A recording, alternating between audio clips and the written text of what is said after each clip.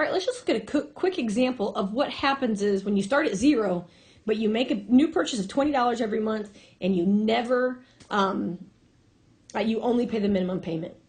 Okay, so in this example, we've got an APR of 18.99. We have a 7% minimum payment. Let's look at this. So first things first, look at month one.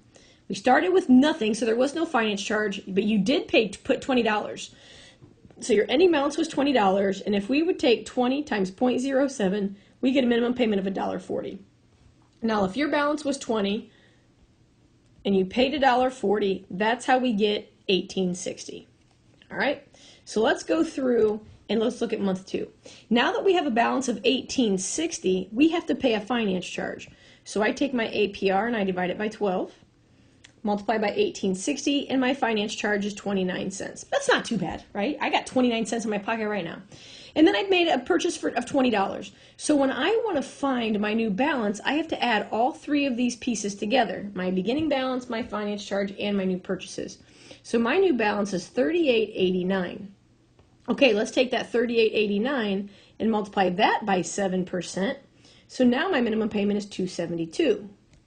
Well, if I take what I owed, $38.89, and subtract my $272, my carryover balance is $36.17. Look how quickly my balance jumped, right? Crazy. Okay, so let's do the next month. So I take my balance, $36.17, and I multiply by my APR divided by 12. My new finance charge is 57 cents. That's not too bad, right? Still 57 cents, I got that in my car. Okay, so we add these three together. My new balance is $56.74. I take my $56.74, I multiply by my 7%, and my new balance is $397, or my minimum payment. So I take what I owed, $56.74, I subtract my minimum payment. My carryover balance is $52.77. Okay. So now we move on.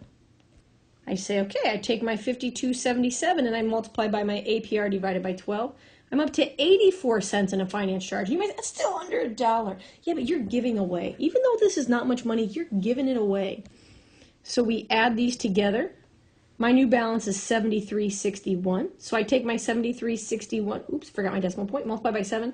My minimum payment is now $515.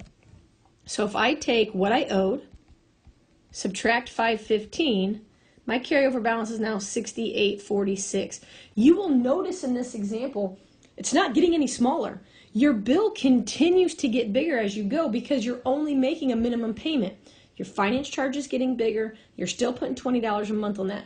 And so if you're only going to make the minimum payment, you're never going to pay off your credit card. This is only going to get bigger and bigger and bigger and bigger and bigger until it's out of control.